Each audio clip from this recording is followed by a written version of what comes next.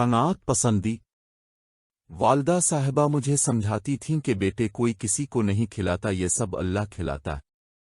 صبح لان میں بیٹھ کر اخبار پڑھنے کے بعد پودوں کو پانی دے رہا تھا، میری نواسی کھانے میں سے بچے ہوئے کچھ چاول لے کر آئی اور کہنے لگی، او نانا میں یہ چاول یہاں کونے میں پھینک دوں تاکہ چڑیاں اپنا پیٹ بھر لیں۔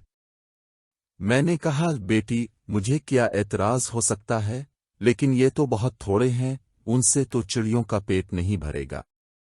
بہرحال اس نے چاول ایک کونے میں ڈال دیے اور چلی گئی۔ تھوڑی دیر بعد وہاں چڑیاں آنی شروع ہو گئیں۔ پہلی چڑیا جب آئی اس نے چاول کا ایک دانہ منہ میں لیا اور الفاڑ گئی، پھر اور چڑیاں بھی آئی، انہوں نے بھی ایک ایک دانہ بڑے پیارے انداز میں لیا اور الفاڑ گئیں۔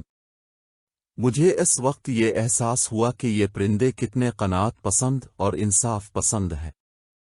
انہوں نے اتنی ہی چاول لیے جتنی ان کو ضرورت تھی، مگر ہم انسان اپنے حصے کا کھانا کھا کر اس وقت آدیر الفادیر دیکھنے لگتے ہیں تاکہ باقی کھانا شام کے اور رات کے لیے اکٹھا کر لیں۔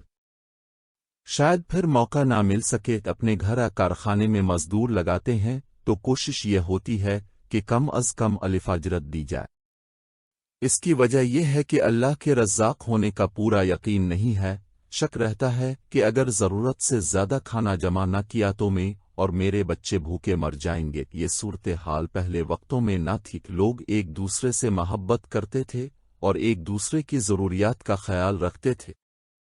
ذخیرہ اندوزی کا کوئی تصور دور دور تک نہ تھا۔ میں نے 70 سال پہلے جس ماحول میں آنکھ کھولی، اس وقت ہمارے گھر کا ماحول خالص دینی اور ادبی تھا۔ والد صاحب ڈاک خانہ میں پوسٹ ماسٹر تھے۔ اس قلیل تنخواہ میں والدہ صاحبہ نے ہم 5 بہن بھائیوں کو بہت اعلیٰ تعلیم دلوائی، بچوں کی شادیاں کی۔ والدہ بارے سے بارے وقت میں نہیں گھبرائیں۔ گھر میں بے شمار بچے اور بچیاں قرآن شریف بلا معاوضے پڑھنے آتے تھے۔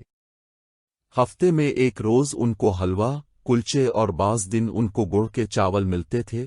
بچے بہت خوش ہوتے تھے اور اکثر چھٹی کے دن بھی آ جاتے تھے۔ والدہ صاحبہ ان بچوں کو کچھ نہ کچھ دے دیتی تھیں۔ مجھے بہت برا لگتا تھا، میں چھوٹے بچوں کو مارتا تھا کہ یہ لوگ پڑھنے بھی آتے ہیں اور کھانا بھی کھاتے ہیں۔ والدہ صاحبہ مجھے سمجھاتی تھیں کہ بیٹے کوئی کسی کو نہیں کھلاتا، یہ سب اللہ کھلاتا ہے۔